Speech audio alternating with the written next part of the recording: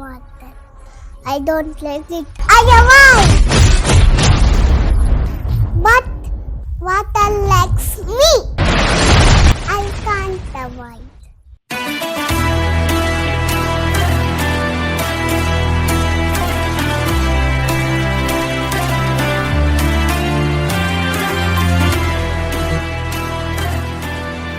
Water తాగమంటే dialogue చెప్తున్నావేమ్రా? ఫలే నా తాగుతా. వాటర్ ఎందుకు తాగాలో చెప్పండి ఫస్ట్. ఎందుకంటే మన బాడీకి ఆక్సిజన్ ఎంత ఇంపార్టెంటో వాటర్ కూడా ఆల్మోస్ట్ అంతే ఇంపార్టెంట్.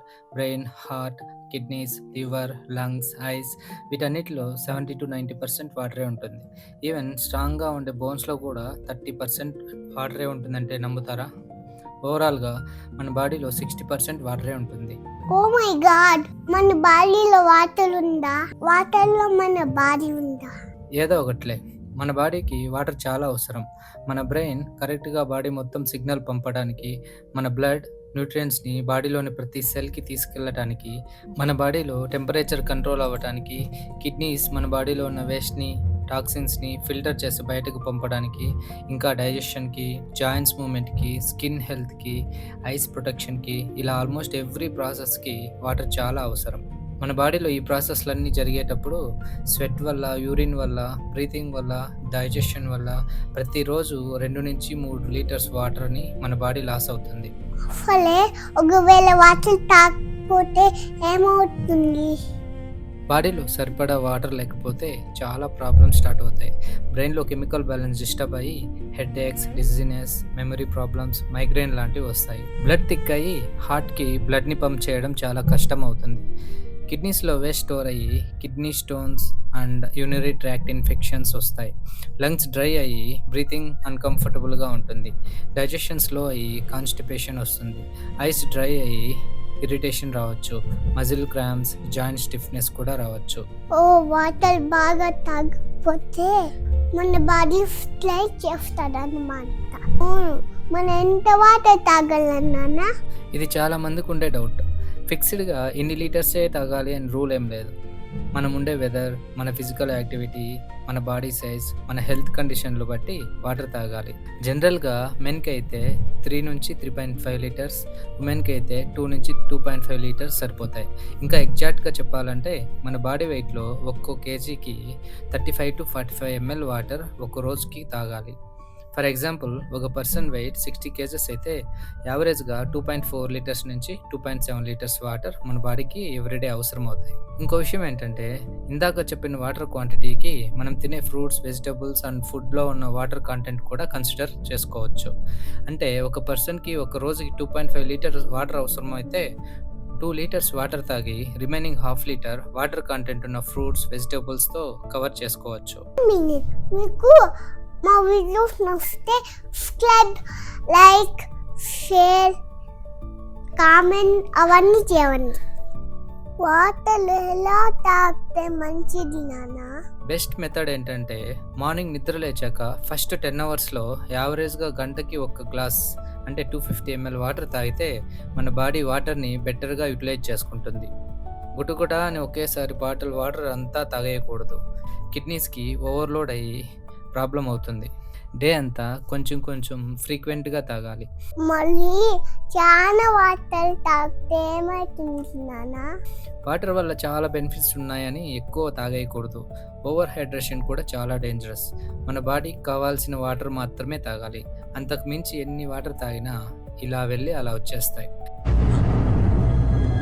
అంటే ఎస్ ఫలే వాటర్ తాగడం ఎలా అలవాటు చేసుకోవాలి? కొంతమంది వాటర్ బాడీకి చాలా ఇంపార్టెంట్, ష్యూర్గా తాగాలి అని అనుకుంటూ ఉంటారు. వాళ్ళు అలా ఎప్పటికీ అనుకుంటూనే ఉంటారు, కానీ అలవాటు చేసుకోలేరు. చివరికి ఏదైనా హెల్త్ ఇష్యూ వచ్చి డాక్టర్ చెప్పినా కూడా.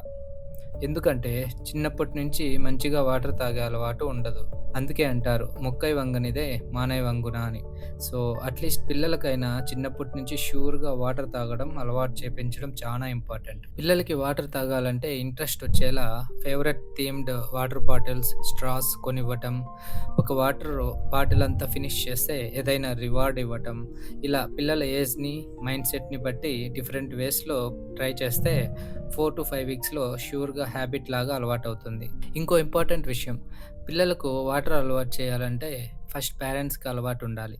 ఎందుకంటే పిల్లలు మనం చెప్పేదానికన్నా మనం చేసేదాన్ని చూసి ఎక్కువగా నేర్చుకుంటారు. ఇంకా పెద్దవాళ్ళ విషయానికి వస్తే హెల్త్ పైన సీరియస్నెస్ ఉంటే ఆటోమేటిక్గా వాటర్ తాగుతారు. ఒకవేళ అలవాటు చేసుకోవాలంటే 2 లీటర్ కెపాసిటీ ఉన్న వాటర్ బాటిల్ కొట్టుకొని వాటర్ ఫిల్ చేసి పడుకునే లోపు ఫినిష్ చేయాలి అని టార్గెట్ పెట్టుకోవాలి. ఇలా ఒక 4-5 వారాలు చేస్తే ఆటోమేటిక్గా హ్యాబిట్ లాగా అలవాటు అవుతుంది. వాటర్ తాగడం బోర్ అనిపిస్తే వాటర్ కంటెంట్ ఉండే ఫ్రూట్స్, వెజిటబుల్స్ ఎక్కువగా తినచ్చు. సూపర్ నాన్న, వాటర్ గురించి చాలా బాగా చెప్తున్నారు. మీకోసం ఒక సర్ప్రైజ్.